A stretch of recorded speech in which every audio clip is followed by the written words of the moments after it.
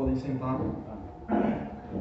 Meus irmãos, em algumas Bíblias, pelo menos na minha, não tem essa tradução, mas em algumas Bíblias o título desse texto que a gente acabou de ler é chamado O Cego de Jericó. E uma coisa que me chamou a atenção quando eu estava falando com o Osinaldo, quando ele disse: Davi, eu gostaria que você fosse levar a mensagem lá na igreja. Eu disse: Osinaldo, tem algum tema? O Osinaldo fez: tem, Davi. Me passou lá pelo WhatsApp tudo direitinho. E quando eu comecei a ler, uma coisa me chamou a atenção, que na Bíblia Sagrada, em 2 pontos, em 2 locais, aparecem uma tradução semelhante. Já imaginaram, meus prezados irmãos e amigos, o Todo-Poderoso, o Osinaldo falou isso no início do culto, já imaginou Deus Todo-Poderoso olhar para você e dizer assim: o que é que você quer que eu faça? Já imaginou isso? O que você quer que eu lhe faça? Apesar de que, quando Bartimeu se aproximou de Jesus, claro que Jesus já sabia qual o desejo do seu coração. Mas uma coisa que fica clara é que é um privilégio um ser humano mortal ouvir o seu Senhor dizer o que quer. O que você quer que eu lhe faça? E eu tive pesquisando, meus irmãos, na palavra de Deus, e vi que lá em 2 Crônicas, a partir do capítulo 1, na verdade, o verso 7 mais precisamente, aconteceu algo semelhante. Eu vou ter de citar a história para que os irmãos entendam aonde a gente vai querer chegar. Se os irmãos prestarem atenção, lá em 2 Crônicas, capítulo 1, todo o capítulo 1, a partir do capítulo 1, a gente vai ver que anteriormente o rei de Israel era Davi. Absalão, um dos filhos de Davi, usurpou o trono do pai.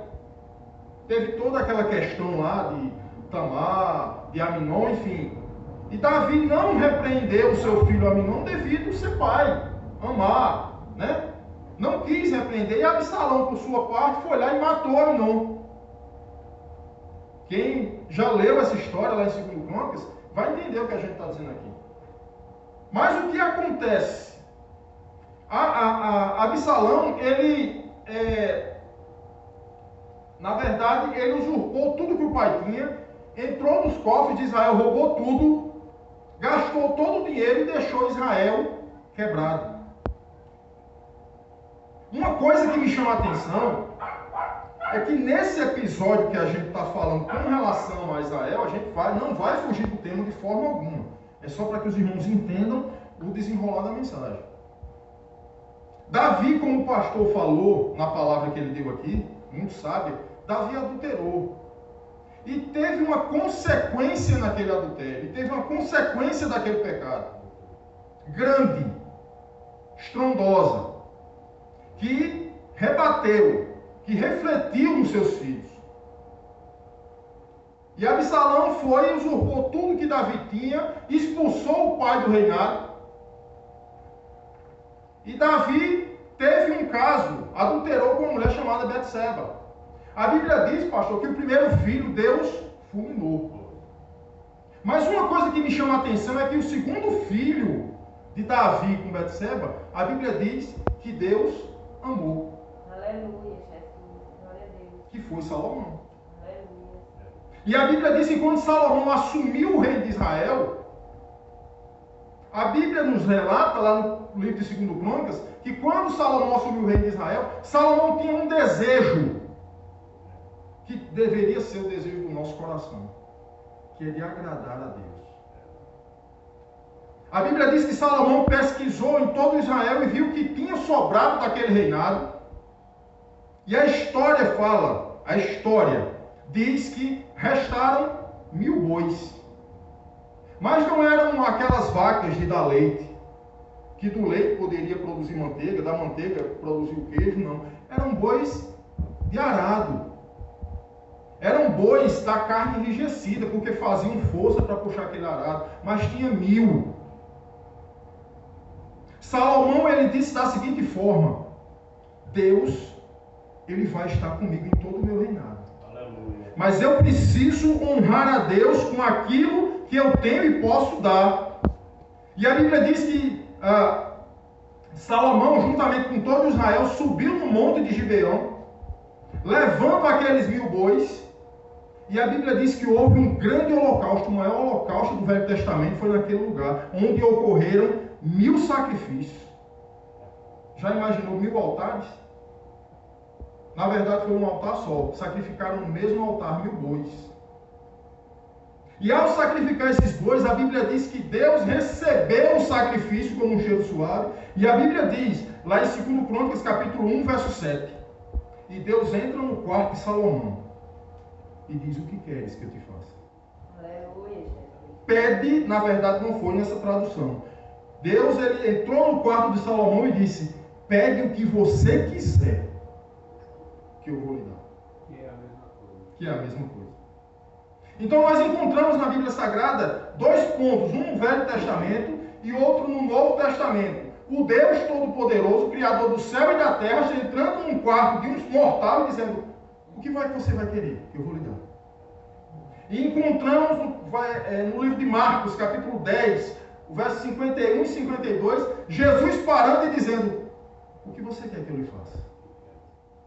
Agora, meus irmãos, o que me chama muita atenção é que nós estamos preparados para ouvir Deus dizer assim: o que você quer que eu lhe faça? Mas eu podia jogar essa pergunta para a igreja do Senhor Jesus e perguntar a cada um aqui. E perguntar o seguinte: o que você está fazendo por Deus? Aleluia. Porque é muito fácil, é muito prazeroso eu estar esperando uma pergunta do Senhor, onde ele diz assim: Davi Pérez, o que você quer que eu lhe faça? Mas é muito mais prazeroso eu ter algo para oferecer ao Senhor. Um dia uma pessoa chegou para mim e disse assim: Davi, para você o que é adoração? Uma pessoa pentecostal, de uma igreja muito renomada aqui em Campina Grande. E a pessoa chegou para mim e disse: Davi, você é batista, eu sou batista. Para você o que é adoração? Eu disse: meu irmão, eu respeito a sua denominação. Como eu disse no início dessa mensagem, eu acredito que nós juntos iremos morar no céu. Aleluia. Mas para mim, eu posso caracterizar para você adoração na minha mente. Eu posso conjecturar que adoração é como se nesse local aqui, pastor, tivesse 2 cadeiras. Só 2. Aleluia, Jesus. E Davi Pérez se sentasse em uma. E Deus Todo-Poderoso se sentasse na outra. Aleluia. E tivesse aqui lotado de gente, pastor. Todo mundo falando em língua, todo mundo lendo a palavra, todo mundo orando, glorificando a Deus. E Deus olhava para mim e dizia: me adore. Porque deixa eu dizer uma coisa à igreja: adoração é individual. Jesus. A igreja pode estar pegando fogo, pode estar tendo profecia, pode estar tendo dom de língua, pode estar tendo dom de cura, pode estar tendo o que você imaginar. Mas Deus espera a sua adoração. Jesus. Verdade, Senhor. Deus, ele olha para você individualmente e diz: eu quero que você me adore. Como é que você vai me adorar? Será que você vai me adorar copiando o que os outros estão fazendo? Será que você vai me adorar tentando imitar o Osinaldo, tentando imitar Davi, tentando imitar o pastor? Não, você tem de adorar, você tem de adorar a Deus da sua forma. Porque cada um de nós temos um compromisso individual com Deus. Temos um compromisso coletivo de pregar a palavra de Deus. Temos um compromisso coletivo de salvar vidas. Mas temos um compromisso individual de adorá-lo. Porque só Ele é merecedor e digno de honra, glória e adoração. Aleluia. E uma coisa que eu aprendo com o cego de Jericó, que a tradução bíblica, acredito que na Bíblia dos irmãos também mostra essa tradução, o chama de Bartimeu. Mas na verdade o seu nome não era Bartimeu. Na verdade, ele não tinha nem nome. Se você fizer um apanhado da história, você vai entender que o nome Bartimeu significa somente filho de Timeu. Bar era um prefixo que identificava filho de. Lembram dessas cidades pequenas que tem aqui ao redor de Campina Grande? Você chega em Queimado e você diz, é João, filho de José. Né? Lá no Junco do Siridó, que é a terra da minha esposa, tem o meu cunhado Onofre de João Bezerra. Então Bartimeu é mais ou menos isso. É filho de Timeu. Mas uma coisa que me chama a atenção é que esse cego de Jericó, mesmo com a sua deficiência, mesmo com a sua limitação, mesmo sem ter um nome propriamente dito, esse cego ele não perdeu a oportunidade que muitas vezes a igreja está perdendo. A Bíblia diz, verso 46, depois foram para Jericó. Saindo ele de Jericó com seus discípulos e grande multidão, Bartimeu, o cego, filho de Timeu, estava sentado à beira do caminho mendigando. Ele estava fazendo aquilo que ele fazia todo dia. Era o que ele sabia fazer, era o que ele podia fazer para amenizar um pouco a sua dor. Não tinha condição de trabalho, não tinha condição de fazer nada, era cego. Ouvindo que era Jesus de Nazaré, olha aqui, ó, verso 47. Ouvindo que era Jesus de Nazaré, começou a clamar: Jesus, filho de Davi, tem misericórdia de mim. Uma das coisas que me chamou a atenção nessa história, meus irmãos, é que o cego, ele clamou a Jesus. Aleluia, glória a Deus. Sabe o que está faltando na igreja do Senhor? Clamar ao seu Senhor. Senhor.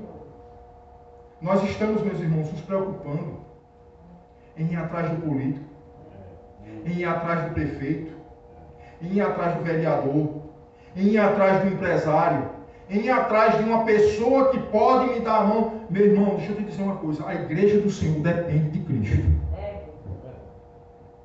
A igreja do Senhor, ela não depende de poder político. A igreja do Senhor, ela não depende de força material. A igreja do Senhor, ela depende do Deus Todo-Poderoso. A Bíblia diz que Ele é Criador do céu e da terra. A Bíblia diz que Ele é aquele que pode fazer surgir do nada aquilo que a gente nunca imaginou. Muitas vezes o homem consegue copiar. Eu estava vendo uma matéria essa semana na internet, onde o homem copiou a pele humana, a mais aproximada possível. Quem fizer um implante com essa pele vai conseguir sentir, pastor, sensibilidade. Mas não é pele humana, é uma cópia. Não tem célula, porque quem criou a pele humana foi Deus. O homem não tem capacidade de fazer algo criado do nada. Deus simplesmente olhou e disse assim: haja luz, e houve luz. Acabou. O homem pode até criar a luz, mas ele tem de criar de uma matéria. Ele não vai criar do nada, porque ele não tem todo o poder. O nosso Deus tem todo o poder. Aleluia. Então o cego Bartimeu, o cego de Jericó, ele não perdeu tempo. Quando ele ouviu as pessoas começarem a acreditar que aquela multidão que vinha com Jesus começou a chamar pelo nome de Jesus, e falou: opa, minha oportunidade é agora. A Bíblia diz que ele se levantou de onde estava. A Bíblia diz que ele correu para onde Jesus estava e disse: filho de Davi, tem misericórdia de mim. Um homem marginalizado pela sociedade. Um homem que, se chegasse num ambiente que qualquer pessoa estivesse, as pessoas saíam de perto. Porque poderia estar maltratado, poderia estar maltrapilho, poderia estar ferido, poderia estar sujo, poderia estar com uma fedentina no seu corpo. Mas, meu irmão, Jesus, ele não se importa com isso. A Bíblia diz que um coração quebrantado e contrito é o que chama a atenção dele. Aleluia. E me chama a atenção que o cego de Jericó, o cego Bartimeu, ele não mediu esforços. A igreja do Senhor Jesus, ela precisa entender que ela tem um dono. A igreja do Senhor Jesus precisa entender que ela tem um Senhor. E esse Senhor é quem vai suprir todas as necessidades da igreja. Aleluia. A última palavra, meu prezado irmão e amigo, não é do médico. A última palavra não é do advogado. A última palavra não é do engenheiro. A última palavra não é daquele que está com o anel de formatura no dedo. A última palavra é a do Senhor dos Exércitos. Aleluia. E aquele cego de Jericó, ele entendeu isso. Ele disse: eu nasci cego. A ciência diz que não tem mais jeito. Mas quem vem ali é o Senhor da vida. Aleluia. Eu vou correr atrás dele. Eu vou clamar a ele. Eu vou pedir a ele. Eu vou me implorar. Eu vou implorar a ele que ele me cure. O que está faltando na igreja do Senhor é isso. É o povo correr atrás do seu Senhor. Estamos mais preocupados com o Facebook, com o Twitter, com a internet. Estamos mais preocupados com a questão financeira. Estamos mais preocupados em ter um carro, em ter uma boa casa, em ser empresário, em ter uma conta bancária recheada. E não estamos nos preocupando com uma coisa que deveríamos nos preocupar todo dia, que é a nossa salvação. Um dia, pastor, eu cheguei numa conversa, numa discussão teológica de 2 pastores. Um era calvinista e outro era arminiano. Um acreditava que salvação não se perde. Outro acreditava que salvação se perde. E eu cheguei aos 9 nesse meio. E ele já conhecia o canal do que a gente tem no YouTube. E ele sabe que lá a gente de vez em quando responde alguma coisa. Um deles chegou para mim e falou: pronto, Davi chegou aí, ele vai poder, tirando onda, vamos assim dizer, né? Ele vai poder esclarecer alguma coisa. E eu cheguei lá, ele disse assim: Davi, e você, o que é que acha? Eu disse: o senhor acredita que salvação se perde? Ele disse: acredito que eu posso perder minha salvação. Eu olhei para ele e disse: então cuide para não perder a sua. O senhor acha que salvação não se perde, uma vez salvo, salvo para sempre? Ele fez: justamente. Então ande como salvo. Porque, meus irmãos, não é essa discussão teológica que vai apresentar Deus para a gente, não. O que vai apresentar Deus a gente é a nossa vida. Errar é humano, mas um ditado diz que permanecer no erro é burrice. Precisamos estar debaixo da potente mão de Deus, para que ao tempo dele ele nos exalte, lançando sobre ele toda a vossa ansiedade, a nossa ansiedade, porque ele tem cuidado de nós. Não é poder político, não é poder humano, é o poder do nosso Deus. Aleluia. Então, o cego de Jericó, ele clamou a Jesus. Aleluia, Jesus. O segundo ponto que eu entendo aqui nessa lição, está lá no verso 48. Muitos o repreendiam para que se calasse, mas ele cada vez mais gritava: filho de Davi, tem misericórdia de mim. O que eu aprendo nesse texto? Ele não se envergonhou de Jesus. Nós estamos, meus irmãos, todos os dias nos escondendo. A igreja do Senhor Jesus a cada dia tem se escondido. Tem colocado uma camuflagem. Muitas vezes lá na universidade que você estuda, ninguém sabe que você é crente. Por quê? Muitas vezes no meu trabalho, ninguém sabe que eu sou crente. Por quê? Se a Bíblia diz que o Evangelho é o poder de Deus para a salvação do homem, por que vergonha? Por que quando as pessoas zombam da gente, por que quando as pessoas dizem que é isso, dizem que é aquilo, por que nós muitas vezes estamos nos acovardando? A fonte de salvação é a palavra de Deus. A Bíblia diz que não há salvação sem Jesus. Quem vai apresentar Jesus ao mundo é a igreja. Não é programa de televisão, meu irmão. Não é gente famosa, não. Quem vai apresentar Jesus ao mundo, ao pecador, como a irmã disse ali, que o Senhor mande para a casa dele pessoas que estão necessitadas de ouvir a palavra. Mas se eu e você não formos atrás dessas pessoas, quem vai? É, Jesus. Quem vai buscar? A irmã está correta no que ela disse. Esses bancos têm que estar cheios de pessoas que carecem da graça de Deus. Está corretíssimo, irmão. Mas se eu e o irmão não for atrás, quem é que vai? É, Jesus. Verdade. Estamos nos envergonhando. A igreja do Senhor, não o Evangelho, não Jesus Cristo, mas muitos da igreja estão falindo. Estão dentro da igreja como se fossem mortos-vivos. Pessoas que já morreram e ainda pensam que estão vivas. Pessoas que não têm compromisso com o Senhor. Pessoas que não têm compromisso com essa palavra. Pessoas que não têm compromisso com o Evangelho de Cristo. Pessoas que têm vergonha de andar com a Bíblia na mão. Tem gente, meu irmão, que tem vergonha de andar com a Bíblia na mão. Inventaram agora, pastor, Bíblia do Exército.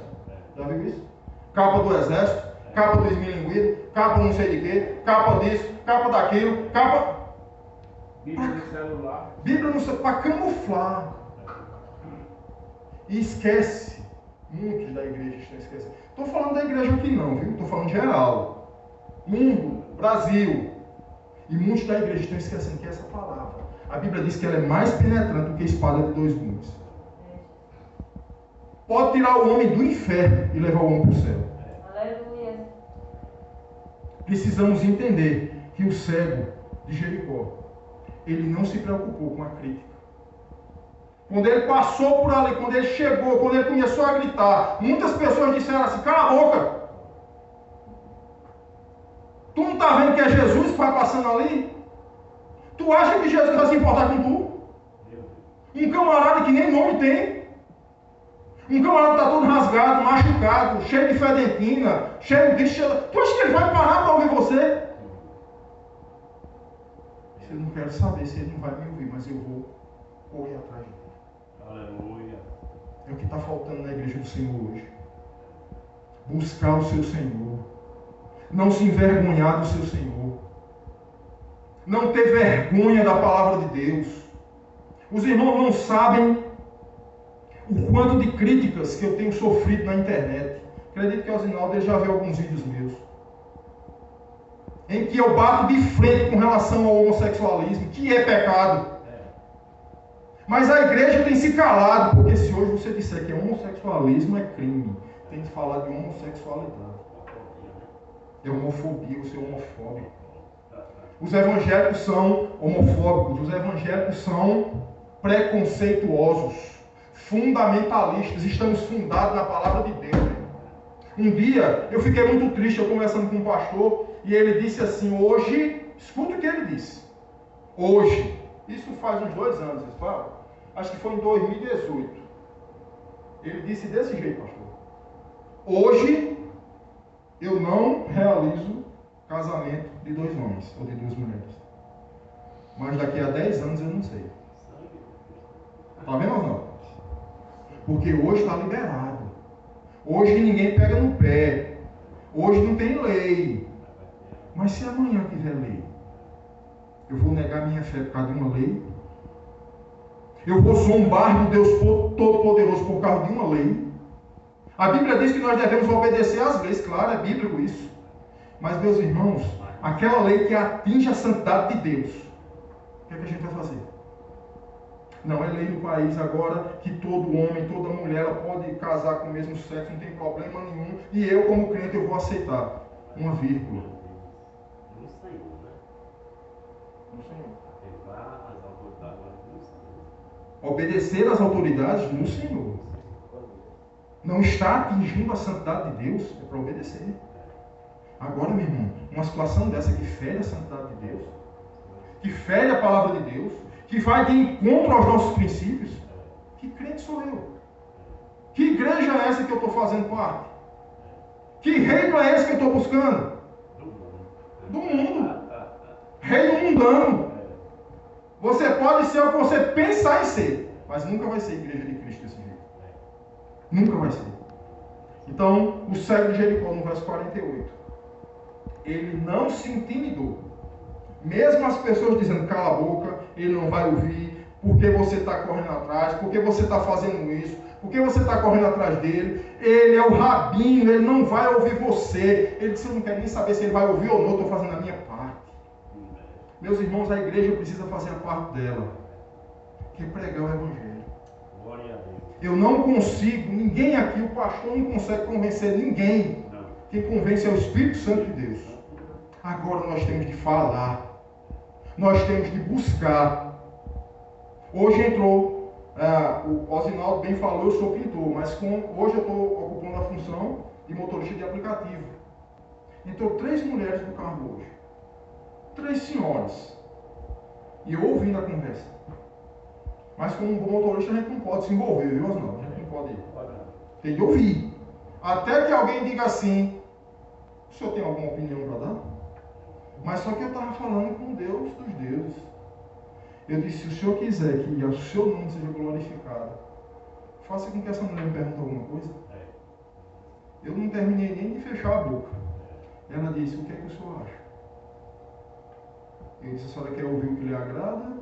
Ou a senhora quer ouvir a palavra de Deus? Eu sabia que ela era evangélica, que ela já tinha dito. Eu queria que o senhor falasse aquilo que Deus colocou no seu coração. Eu disse, a senhora tem que perdoar. Ela disse que o marido tinha deixado ela há alguns anos. E ela tinha deixado com o filho, e não tinha dado assistência do filho, e tal, e tal, e tal.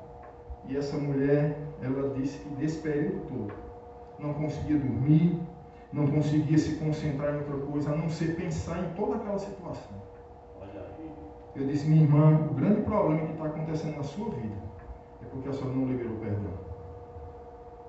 A Bíblia diz, o próprio Deus ele diz, não vos vingueis a vós mesmos, amados, mas dai lugar a ele. Porque minha é a vingança. Eu os recompensarei, diz o Senhor dos Exércitos. Aleluia! Glória a Deus. Sabe o que é que eu entendo nisso? Eu estou sendo injustiçado. E alguém está usando injustiça comigo. Deus ele vai dizer da seguinte forma, para mim e para aquela pessoa, eu vou recompensar você que está sendo injustiçado. Aleluia. E vou recompensar ele que está fazendo injustiça com você. Eu creio, Pai. Não vá atrás não, meu irmão. Jesus. Não corra atrás não. Eita, Deus grande. Não corra atrás de coisas pequenas não. Aleluia. É verdade. A Bíblia diz que quem está do nosso lado ele é maior do que todas as coisas. Olha aí. Não adianta ir tomar satisfação. Olha. E eu não estou dizendo aqui os irmãos que sou santo não, viu? Que nunca fui tomar satisfação, que nunca fui saber o que é que o cara estava querendo. Já fui várias vezes. Mas em todas elas, eu quebrei a cara. Mas no dia que eu cheguei para Jesus e disse, Deus, o Senhor está vendo. Como um pai se compadece do seu filho, Deus se compadece daqueles que o buscam. Osinaldo, no início do culto, Osinaldo leu o Salmo 91, não faz não. O verso 14 diz o quê? Porque ele me ama, eu o livrarei. Você ama a Deus? Deus vai livrar você. Você ama o Senhor de todo o coração?